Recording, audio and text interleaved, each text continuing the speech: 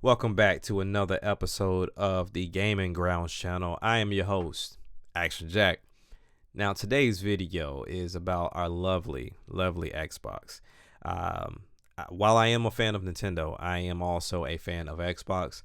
They are number 2 on my list out of the 3. I just love the UI, the console itself, the controller. At the point in time when they did have majority of them, I love their IP. I really got into I've had all the Xboxes, but I really fell in love with Xbox around the 360 era like most of us did. But at the same time, understanding that a lot of times when we do fall in love with these consoles, it's more third party than anything, but they do have their first party sprinkled in there to really kind of seal the deal. But for me, Xbox was the all around. They had the nice looking console, they had the great controller, they had Xbox Arcade at the time, they had their own IPs, and then we were getting all the third parties on top of that. So they were always a fan favorite for me, especially coming from the PS2 as one of my favorites.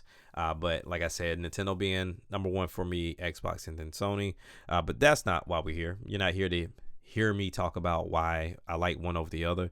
We're talking about some news that the lovely Sarah Bond gave us today, which is just kind of introducing that new generation going in for Xbox with their partnership with AMD, which, for those of you that pay attention, that's who they tend to partner with, is AMD, where Nintendo's gone the Nvidia route, in which Sony also goes with AMD.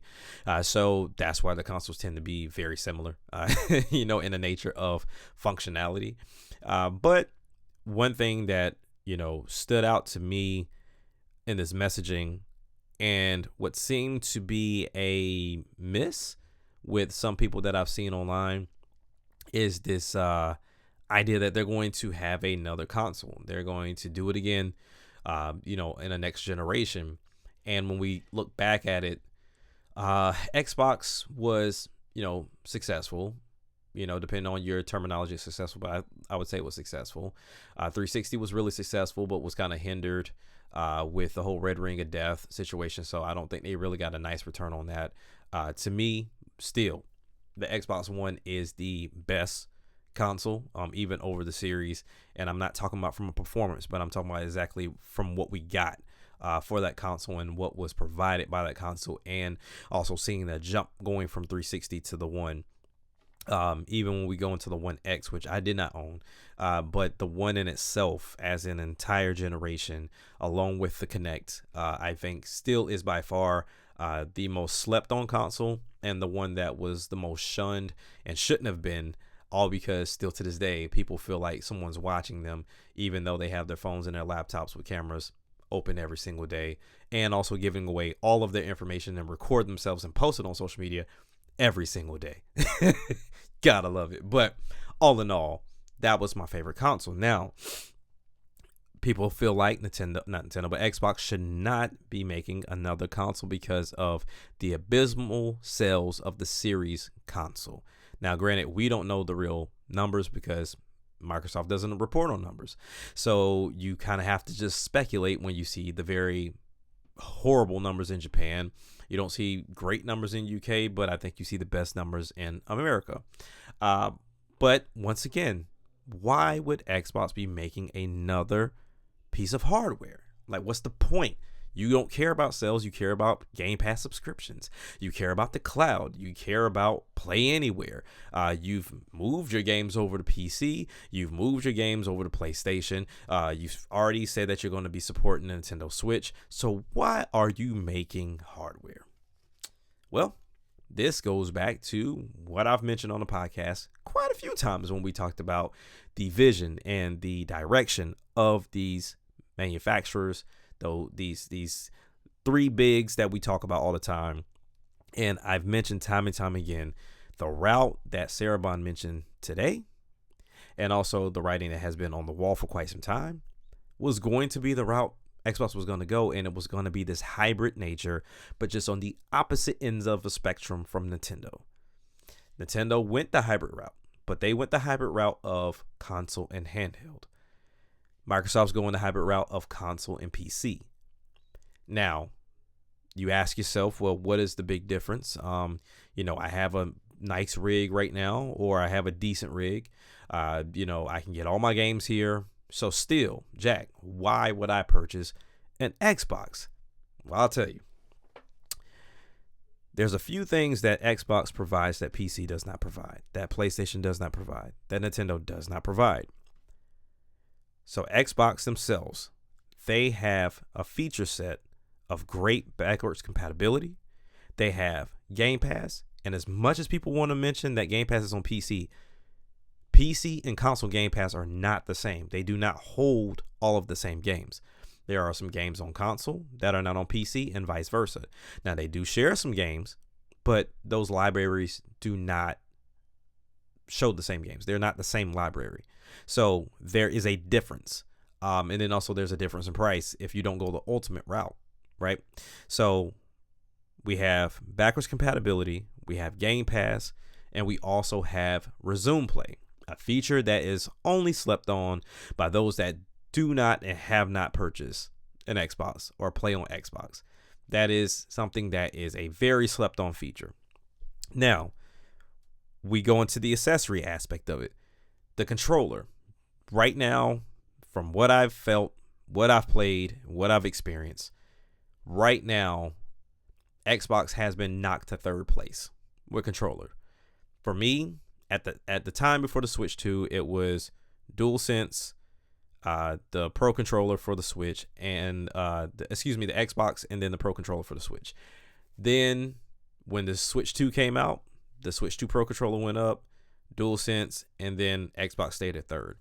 So there's a plethora of reasons why I can list why I like either controller, but once again, that's not what we're here for. So nonetheless, it's still a beloved controller. It is a controller that is utilized across PC, of course, onto Xbox as well. Even when you look at the UI layout, typically is the XYAB setup with the color scheme that they've laid out as well, along with the right triggers, left bumpers, right? So if all of this is being passed around, the console itself should not be a thing. Well, it should be.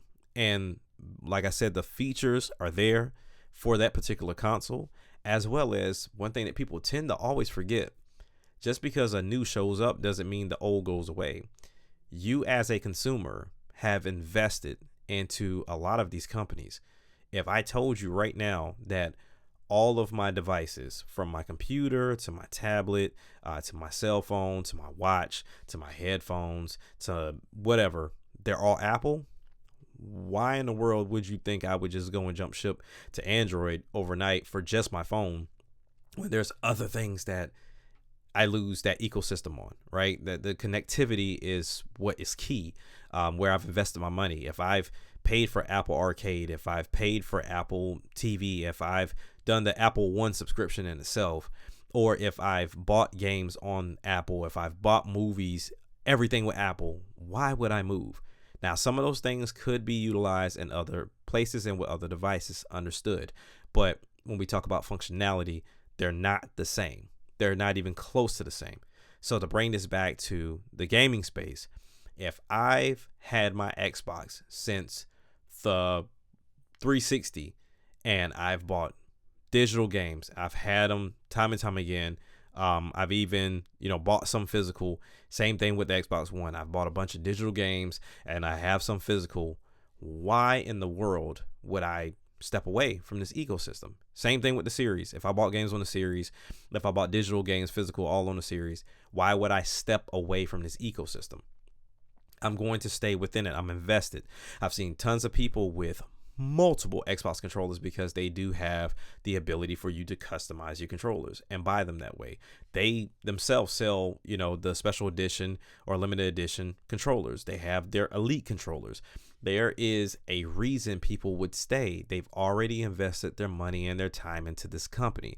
I don't know why the gaming space tends to be so ignorant about that. I don't get it. It's same thing with PlayStation, same thing with Nintendo. I've even said so myself at the start, before we even got the Switch 2 that came out this past 2 weeks, I was going to forego every other ecosystem that I've had and start focusing solely on my Nintendo ecosystem. I didn't want to get back into the Xbox and PlayStation and Nintendo thing. I didn't want to do all three anymore. And then really four, because I did have I have a pretty nasty Steam library as well. So I wanted to put all my focus and my money into one ecosystem, which is Nintendo, which I've already invested in. I just want to now make that my only ecosystem. It's the same thing when you look at the things around my house. I have a mixture of Google and Apple, but primarily is Google. Whether you talk about your email, I'm talking about like my YouTube accounts. I have a Google TV. I have an Android phone. It's all an ecosystem thing. So that's why people would want to continue in that ecosystem. And for Xbox to ever just say, nope, we're not doing hardware anymore. What does that do to your games? Which brings me full circle back to what I think they're going to do. We've seen reports of these Xbox games that are going to PlayStation 5, but they're going in the form of digital codes in the box. You want those game key cards now, don't you? But anyway, they're going to be a digital code in the box. Now, unless you're under a rock, gaming has been trying to go the way of digital for quite some time. Like they genuinely have been trying to go the way of digital, similar to how the movie scene has, similar to how the music scene has. Everybody's trying to go digital instead of having physical and being able to produce physical. While there are still some that do so, is no longer the primary anymore. Is now an alternative. So when we look at those games being provided as a digital code in the box, you look at the games that you already have as digital, you really start looking at them now. You hear Game Pass a lot. And from time to time, you hear Xbox Cloud. But what I saw from that trailer was them really talk about Play Anywhere. And if you're not familiar with Play Anywhere, it's not just a play on words. Play Anywhere is an actual thing for Xbox to where you can own a game. And if you go to your PC or if you go to the cloud, you have the ability to play the games that are Xbox Play Anywhere games. So that then leaves you to truly have the ability to say, you know what? I have an Xbox at the crib. I'm finna go visit the fam. One of my family members has either an LG or a Samsung TV. Download Xbox app on either of those TVs, load it up, log in, and then because I have a Xbox Play Anywhere game, I can now play that game here, which is anywhere. As long as I have some device with that internet connection that could play or utilize that type of game. So if I'm Xbox, I'm trying to go 100% digital, but then also too, I'm trying to respect your loyalty. I'm trying to respect your catalog. I'm trying to respect the accessories that you've purchased. So now if you have physical, we're going to give you the ability to play your physical still. But for the most part, we rather you go digital. Now, what I'm interested to see, and I don't know if this will be done, but I'm interested to see if Xbox goes the route of movies. Have you ever been to a store and you went to go purchase a movie, a Blu-ray, preferably a 4K Blu-ray, and they have it to where you get the 4K Blu-ray, you get a DVD, and you also get the digital movie as well. I'm curious to see if Microsoft would do that to where, let's say you go and you purchase the next Halo, or you go and purchase Fable whenever we finally get an announcement date on that. But you go and purchase Fable, and on that box it tells you that it's a Play Anywhere game. So the fact that you purchased it digital, here's your disc, but then also there's a code for you to key in for you to be able to play that game anywhere, similar to me buying a Blu-ray disc but still having a digital code for me to put it on Movies Anywhere or put it on whatever platform I signed up for to be able to have that movie digital.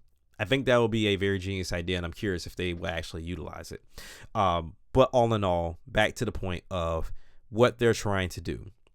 So now we understand there's a lot of PC players, and that number can never be figured out of how many PC players we truly have, because majority of people own PCs and not everybody's a gamer. So you really can't figure that out. And then everybody's rig is different. Like no one truly has the same rig. You might have different RAM. You might have a different CPU, GPU, whatever the case may be. You might have different memory, whatever. Like it just might have something different. So with that, Xbox has the opportunity to go and grab the PC crowd to where you can have the look, the availability of a Steam, a GOG, Epic, but then also you have it in a UI form to where it looks like a console, where you bring the appeal to the console players, and it's plug and play in that nature. But ultimately, you have to get to a point to where all of this can talk, right? So I think that's where AMD comes into play, and then Xbox partnering and working with the Windows team, like Sarah mentioned, to find out how to make this work. And you take the PC crowd because of the power and the availability of the launchers, along with their library that they already have. You take the Xbox crew with the consoles and the power that they have and bring their library over, make them capable of talking to each other in some form of way, along with their saves, because that's very important as well, along with the accessories that they love in the form of the controller, the plug and play nature that console gamers love, and that nature in itself, and then you just make it work synonymously, and you or make it work seamlessly. But then with that, it comes along with the ability to still, hey, I'm not going to be at the house, so I'm going to get the handheld. I'm not going to be at the crib, so I'm going to play it on somebody's TV, or hey, something's wrong for whatever reason, I can't get access to my Xbox, I'm going to play it on another device. It's going to take a lot, and I think in order for them to continue to be talking about this, they've figured it out. It's just they got to have the proper power and architecture and set up for it to happen. I think it's a very smart route for them to go, because in reality, there was no other way. VR was not the way, more power was not the way, but really just buying into this PC love, and then also the console love as well, and just making them work. That way you get the PlayStation games. You don't have to get PlayStation to bring the games to your console like you've done for them. You don't have to get anybody to manufacture how to play with different setups, such as using a DualSense controller, or using a keyboard and mouse, or using the Switch controller, or using the Xbox controller, or using the arcade stick. Like, it's all there. All of this stuff functions and all works. How it will work, I don't know. But what I will say is there's still one key thing that is missing. You can have a great UI. You can have play anywhere. You can have great controllers. You can have great games. But the main problem, like I've said time and time again, that Xbox is going to run into if they do not do this, is people still don't want to entertain it because you don't have gaming profiles. If you don't have gaming profiles, you can count the console gamer out. The PC crowd will be there. They don't care. They like to tinker. They like to figure that crap out. But the plug and play nature comes along with the simplicity of being able to click on my game and it just works. Like, it has to just work. And the only way that does happen for PC is if you or if Xbox figures out a way to say, you know what, Jack owns this game on this particular console. This is the proper setup for this game to run at a smooth 4K 60 or a smooth 1080 120 or 4K 120 if you got the power, but I doubt it. But running at the settings of your choosing. Now, they need to make it very simple in the nature of, how do you want to play? Do you want to play 4K 60? Do you want to play 4K 30? Do you want to play 1080 120? How do you want to play? And once you select it, even in the sense of saying, hey, look, if this device can run it, this is my preferred thing. So that way you don't have to do it for every game. This is my preferred setting. I want it to run at 4K 60 for every game that I turn on. And if it can't, then default to what it can do at the 1080, whatever the case may be. That's the only way you're going to get it to work. That's the only way you're going to get it to work.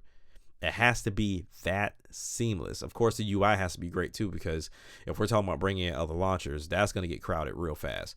But all in all, it's the gaming profiles that you have to concern yourself with. Now, also make it to where you can edit these profiles. That's not something that you want to shoehorn in and say, okay, only use these, because once again, then you lose the PC crowd of like, well, maybe I feel like I can adjust this and make it run a little bit better, and maybe Microsoft just kind of missed the ball on or dropped the ball on this one. So I'll do it, and then I'll post it to the community similar to what Steam has, and that way people understand like, okay, cool, all right, this is a better setting, similar to where, like I said, Steam has the controller profiles. Have that profile for the game settings as well. That's the only way you're going to make that work. And then of course, pricing. Pricing has to be amazing. It has to be amazing. Now, what I would like to see also too is, because if this is going to technically be a handheld, do you find a way to allow people to stream from this device? That is something that is very slept on. If I have an Xbox, this next Xbox, whatever it's called, and I can plug up a webcam to it, and I can do all the streaming and all that jazz right there, because technically it is a PC, and I have the proper storage, I can use my M.2 SSD, I can add as much storage as I want to, and then you find an easy way for me to upload to YouTube, Twitch, Kick, whatever the case may be. Microsoft can have something solid. You have something for the streamers at that point. And you genuinely have to look at these like factions. You have to look at it in a sense of the streamer. Some games streamers play, most people won't waste their time on, but it's great for the streamers. People like to watch it. You have the PC crowd, which they like to tinker, they like mouse and keyboard, they like to just play some very weird games sometimes, but they like to see the best of the best as well. And you have the console gamer that likes to plug and play in the simplistic nature of just putting the game in or clicking on the game, and it just works without me having to tinker or do anything different. And then they also appeal to the handheld crowd, where you talk about, okay, there's a handheld, yeah, it's probably going to cost you a pretty penny to have both worlds, but if you're willing, then that's a possible thing. But if you don't want to go the Xbox route, or not the Xbox route, but the Xbox handheld route, then at least you can take your phone and a clip, attach to the controller, and then play in that nature on the go. If you're not around, you don't want to carry all this stuff with you, if you don't want to get the handheld, hey, you can play on your TV, you can play on your laptop, you can play on any device that we dub as an Xbox. They can figure it out. And you can also even do this on the Quest 3 currently right now. So it would just elevate that even more to be in that space of VR and do that. And I'm curious if Apple will allow them to jump on board as well too, because I feel like their immersion is a little bit better than the Quest 3 one. Whew. That is a long list of possibilities and things that I feel like they should do. But if what Sarah said and how she formulated it today, they actually may be doing this. I don't think the Xbox ROG Ally thing is going to do anything. Like, I think that's going to come and go. That's essentially just a ROG Ally with an Xbox button that handles. I don't think that thing's going to do anything, especially at the price it's going to be at. That thing is going to be easily $700+. Ain't no way in hell. But with this next Xbox, if, like I said, you make it the UI seamless to where I can get from each launcher, my library comes over, the controller is solid, you make it plug and play, you have game profiles as well as controller profiles, and you make it at a decent price, and also, make it to where I can stream as well, I can see that being worth $650, $700. I can see that being worth that.